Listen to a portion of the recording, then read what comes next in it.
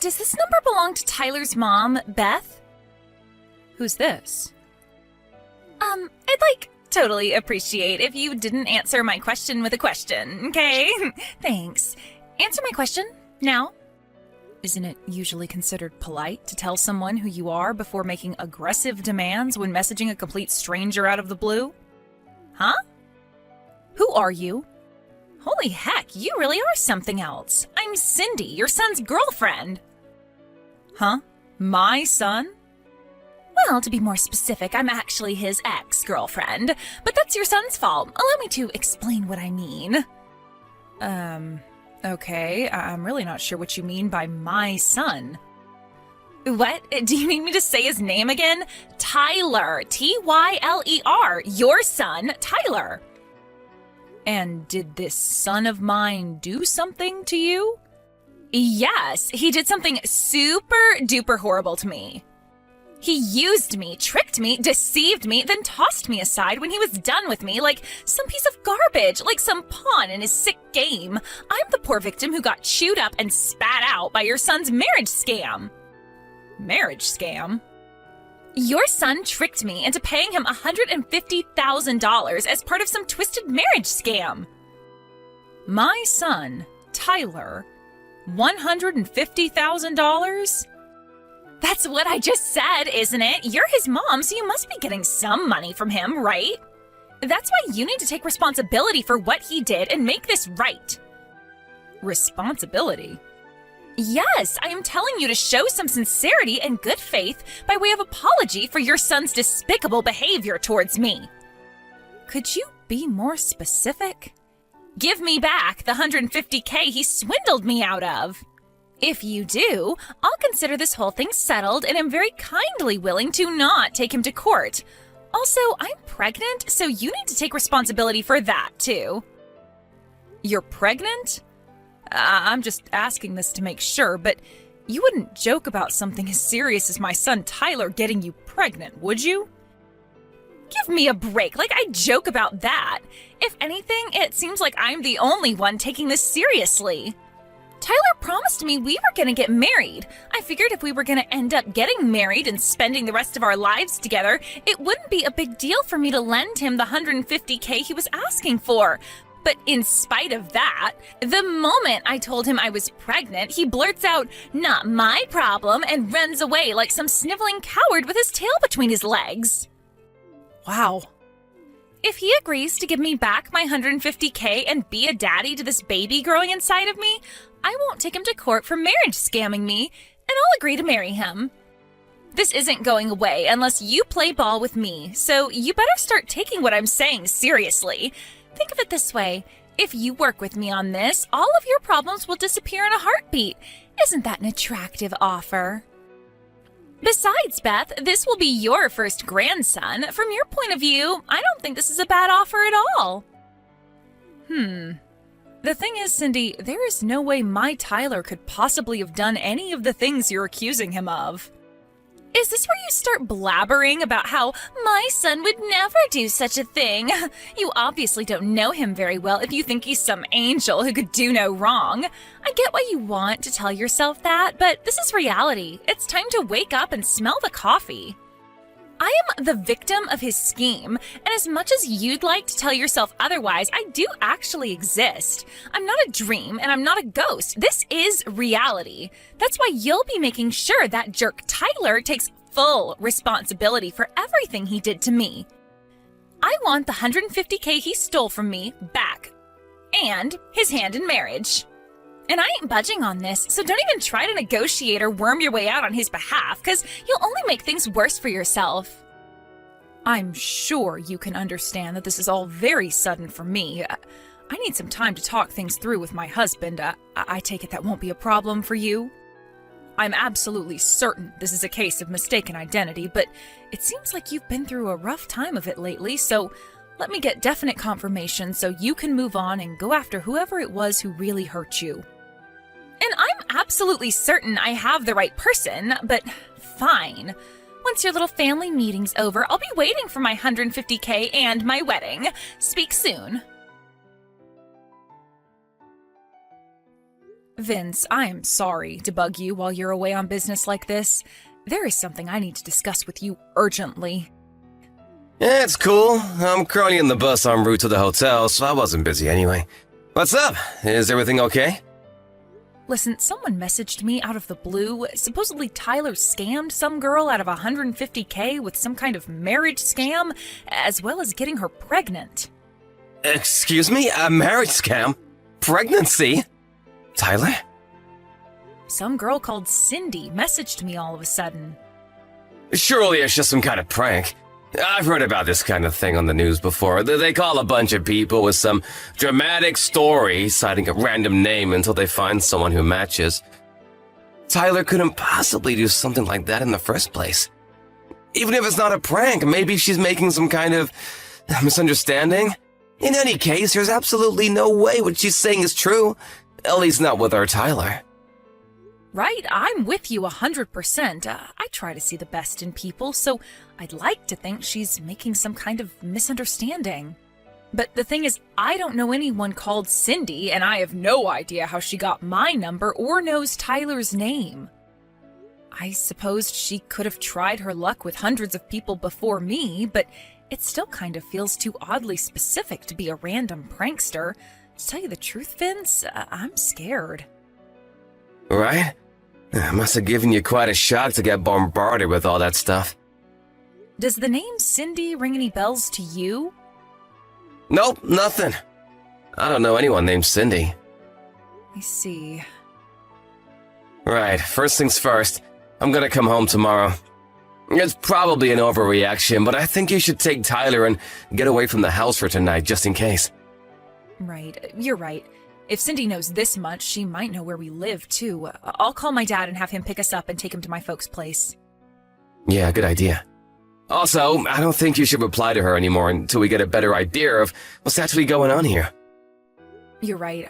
I'll think about how to proceed from here while keeping an eye on things and seeing how this all plays out. All right, I'm gonna make the preparations for mine and Tyler's emergency evacuation. Great. If anything happens, you have to let me know immediately. Thanks, Vince. You're my rock. I'll be in touch when we get to my folks' place. Be careful. Hey, Beth? How did last night's family meeting go? I've been waiting for you to message me for ages. What the heck's going on? Do you have any idea how anxious you made me? I've done nothing but worry after what your jerk of a son did to me, and now you're making my head even worse. I was so anxious I cried all night. Look, don't you feel guilty about what you did to me? Hurry up! I want my $150K and my wedding! Hurry up! I sent you a picture of me crying, goddammit! Do you have no heart? How can you ignore the fact that your evil son took advantage of a poor, vulnerable young woman for his own financial gain? You're a disgrace to all mothers. Hurry up and tell Tyler to give me back my $150K and put a goddamn ring on my finger. Beth, you better quit ignoring me right now. Is it any wonder Tyler grew up into the kind of guy who makes girls cry with a mother like you? If you keep dragging this out, my patience and kindness will wear thin, and it won't be $150K you owe me, but $250K. Also, I'll demand the wedding be held abroad on a luxurious tropical island. Is that what you want? For me to increase my demands? Hurry up and drag that scumbag Tyler out of hiding pronto. Vince, I finally found out Cindy's true identity. Seriously? Yep, and that's not all. I also know who she means by Tyler. Oh? I want to tell you everything in detail. Do you think maybe you could stop off at my folks' place on the way home from work? I'll be there! Hey, I am freaking serious here. Stop ignoring me. Sorry I kept you waiting, Cindy. Aha, there you are. You kept me waiting for a whole 3 days. That's it. You leave me no choice but to up the stakes to $250K and a foreign wedding. Listen, Cindy, here's the thing. Tyler is a 2-year-old girl. Huh? The reason I'm so late getting back to you is because I wanted to take some measures to ensure my daughter's safety before I did, so please find it in your heart to forgive me.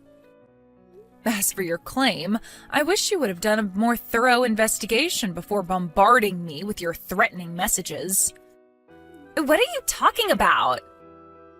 You extracted my phone number out of one of my friends, didn't you? Huh? One of your friends? I got a message from her.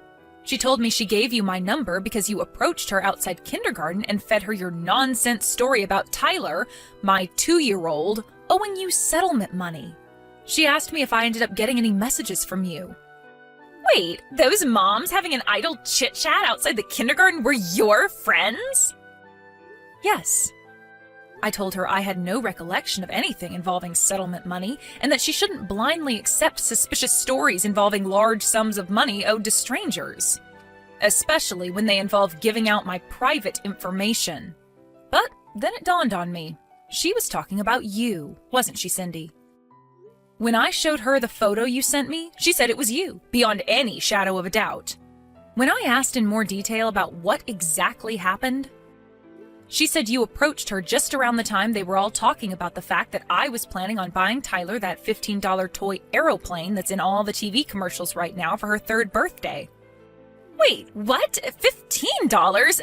Not $150,000? Right. The aeroplane is a toy? Not a real airplane? Right, of course. My husband's a huge radio communications and aviation geek, and thanks to him, Tyler's really into planes right now. What the hell is going on here? That's not my Tyler. Right, of course she isn't. I'm repeating myself now, but my Tyler is a 2-year-old girl. I wanted to find Tyler to get my revenge on him for what he did to me, and while I was walking around the neighborhood where the kindergarten is, I overheard some people talking about a Tyler whose mom was going to buy him a $150,000 airplane for his birthday.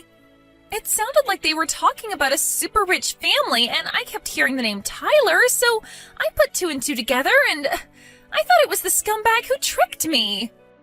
I see.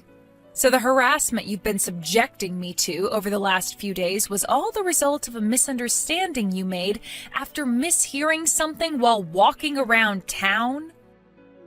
I misheard them? Oh my god. The Tyler you're referring to was your male friend and classmate from back when you were attending college in Seattle, wasn't he? The pampered, spoiled son of a very rich family? Yes, but wait, how do you know all this? I think the Tyler you're looking for used to live in our neighborhood. Really? I came from out of town, so I didn't know the family personally, but according to what the neighbors tell me, he got a job with a major Japanese YouTube manga company straight after graduating college and hasn't even been in the States for the last 5 years. What? He left 5 years ago? Supposedly, he used to come back to visit his family, but hasn't been home at all in the last 2 years, what with everything that's been going on in the world lately. Which means it's safe to say the possibility of you being pregnant with his child is precisely 0. What? Which begs the question, what on earth were you trying to accomplish by bombarding me with all of this talk of marriage scams and pregnancy? I've had it with you. Fine, you're right. Well done, Beth. You figured me out. It was all a lie. I knew it. But you should know this is still all Tyler's fault. No matter how much poetry or how many love letters I left in his mailbox, he didn't even have the basic decency to reply to me. No, scratch that. He wouldn't even look at me. And what's worse, he even had the nerve to start dating another girl from our class. The most horrible part of it was she wasn't even nearly as pretty as I am. Don't you think that's horrible?